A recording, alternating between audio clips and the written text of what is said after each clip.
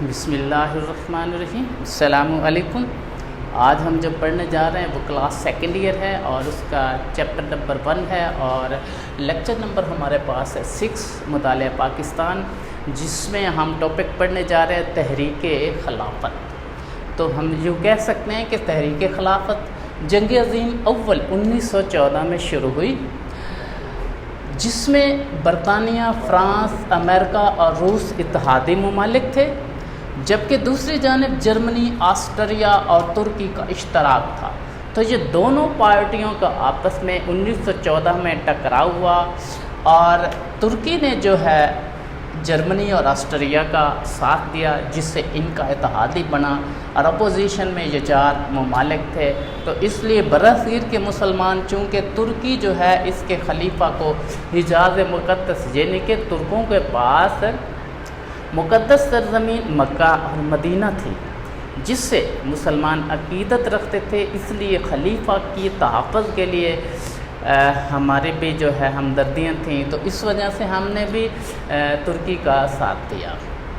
تو تحریک خلافت 1919 میں شروع ہوئی، جو جب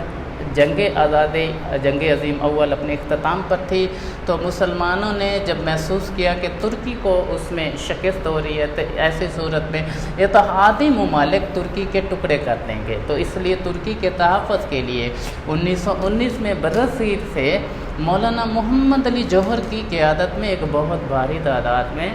تحریک کا آغاز ہوا، اور اس تحریک کے جو ہے جلوس جلسے برصغیر کے طول و عرض میں نکالے گئے، اور اس کے بعد اسی کی جو ایک وفد حکومت برطانیہ میں ملا، اور اس کے بعد برطانوی سیاستدانوں سے اور یورپی کنٹریز میں بھی پہنچا۔ تو تحریک کے قائدین کا ذکر کرتا چلو، مولانا محمد علی جوہر، مولانا شوکت علی جوہر، مولانا حسرت موہانی، مولانا ظفر علی خان، ابوالکلام آزاد، حکیم اجمل خان، یہ وہ ممالک افراد تھے، شخصیت تھی جنہوں نے تحریک کے قائدین میں لیڈروں کے طور پر سامنے ہوئے۔ اب ذکر کرتا چلوں، مولانا عبدالباری، مولانا سلیمان ندوی وغیرہ، یہ مولانا محمد علی جوہر کی قیادت میں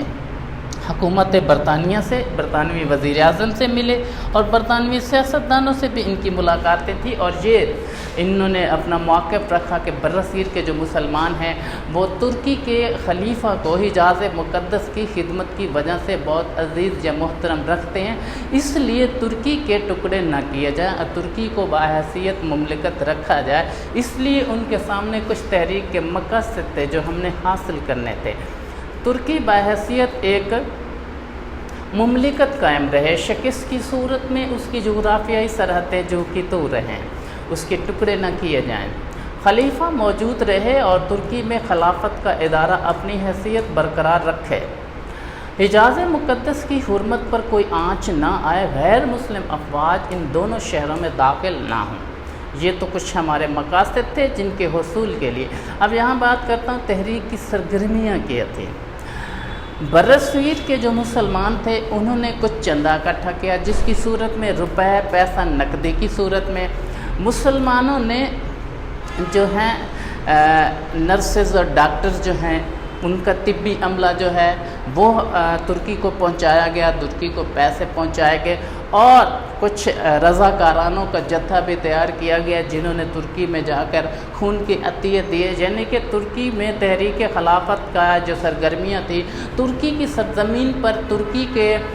جو ہے معاشی مسائل جو تھے، ان کے جو ثقافتی تھے، جو ان کے مسائل تھے، ان کو حل کرنے کے لیے برصغیر والوں نے بھی ان کی سپورٹ کیا، اخلاقی طور پر، مالی طور پر، سیاسی طور پر، سفارتی طور پر بھی۔ تو اب بات کرتے ہیں گاندھی کا کردار کیا تھا تحریک خلافت میں۔ مہاتما گاندھی جو تھا، اس نے برصغیر میں جو تحریک خلافت ہے اس کا سپورٹ کیا، اور اپنی تمام تحریکوں کو وقتی طور پر بند کر کے مسلمانوں کی تحریک خلافت میں سپورٹ کی، اور پورے طول و عرض سے ہندوؤں نے بھی اس کی سپورٹ کی، اور برصغیر میں جو تحریک خلافت ہے اس کی سپورٹ کی۔ لیکن اب انہوں نے مسلمانوں کے سامنے کچھ پوائنٹس رکھے۔ گاندھی کا کیا تھا کہ حکومت کی طرف سے دیے گئے القابات کو واپس کر دیے، سرکاری ملازمتوں سے استعفے دے دیے، تعلیم چھوڑ کر سڑکوں پر نکل آئے، گرفتاریاں محصول دینے سے انکار کریں، حکومت کی جانب سے ملنے والی مالی امداد سے انکار کرتے ہیں، اپنا گھر بار بیچ کر افغانستان، ایران یا کسی دوسرے مسلم ملک میں ہجرت کر جائیں، یعنی کہ برصغیر سے مسلمانوں کو نکالنے کے لیے کہا، ہڑتالیں کرنے کے لیے کہا، ٹیکس نہ دینے کے لیے بات چیت کی، اور یہ سارے جو مسلمانوں کے اوپر کچھ اثر انداز بھی ہوئیں، اور مسلمانوں نے کیا کیا کہ ایسا کرنے پر بھی مجبور ہوئے کہ افغانستان کی طرف کافی مسلمان ہجرت کر کے گئے، لیکن حکمران جو تھا افغانستان، انہوں نے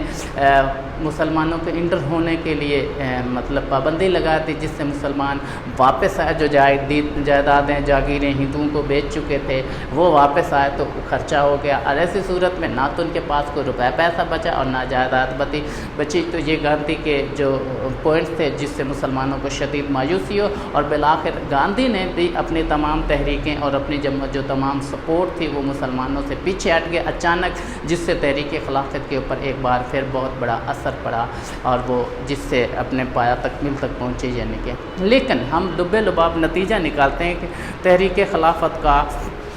انجام کیا ہوا، خلافت کا نتیجہ کیا نکلا۔ تو ہم یوں کہہ سکتے ہیں کہ 1924 تک جو تحریک خلافت کے جو مقاصد ہمارے سامنے تھے، ترکی محفوظ رہے، ترکی محفوظ رہا۔ اس میں جو حجاز مقدس ہے، یعنی کہ سرزمین مکہ اور مدینہ مقدس شہر ہے، ان کو ترکوں نے آزادی دے کر سعودی عرب یعنی کہ عربوں کے پاس پہنچا دیا گیا، تو یہاں پر عرب آزاد ہوئے، شمالی افریقہ کے علاقوں کو بھی آزادی مل گئی، باقی ترکی ملک بچا، جس کی کمانڈ سنبھالنے والے مصطفیٰ کمال پاشا آتاترک آف ترک جسے کہا جاتا ہے، یہ اس کا اسٹالن آف ترک بھی اس کا لقب ہے۔ تو انہوں نے ان علاقوں کو آزادی دے دی اور اپنے ملک ترکی کو بچایا، اور اس سے ہمارے سامنے جو مطلوبہ مقاصد یہ تھے کہ حجاز مقدس میں غیر مسلم فوج داخل نہ ہوئی، یوں ان کا اقتدار بھی مسلمانوں کے پاس ہی رہا، عربوں کے پاس۔ اس کے بعد باقی علاقوں کو بھی آزادی دے دی گئی، کئی مسلم مملکت جو ہیں آزاد ہوئیں۔ اب ترکی کی حکومت جو خلیفہ کے پاس تھی، اب خلیفہ سے ہٹ کر وہ انہی کے حکمران جو سالار اعلیٰ غازی مصطفیٰ کمال پاشا کے پاس تھے، انہوں نے خلیفہ کو ہٹا کے ساری ذمہ داریاں خود سنبھال لیں، اور اتحادیوں کے ساتھ جو ان کے اپوزیشن میں تھے، جس میں فرانس، روس، برطانیہ، یونان اور امریکہ جو تھے، ان کے ساتھ انہوں نے معاہدے کیے صلح کے طور پر، تو یوں ترکی کو بچانے میں وہ بالآخر کامیاب ہو گئے۔ تو جو ہمارے مطلوبہ مقاصد تھے وہ کسی حد تک کامیاب ہوئے، جس پر ہم نے تحریک سٹارٹ کی ہوئی تھی، اور تحریک نے بھی اپنے مقاصد کو حاصل کیا، کیونکہ غیر مسلم کی آمد نہ ہوئی، اور ترکی کے اگر ٹکڑے ہوئے بھی تو اس میں مسلم ریاستیں علیحدہ آزاد ہوئیں، غیر مسلم کے پاس کوئی خطہ نہ گیا، اس وجہ سے ہمارے مقاصد جہاں پر حاصل ہوئے۔ اور یہ میرے پاس ٹاپک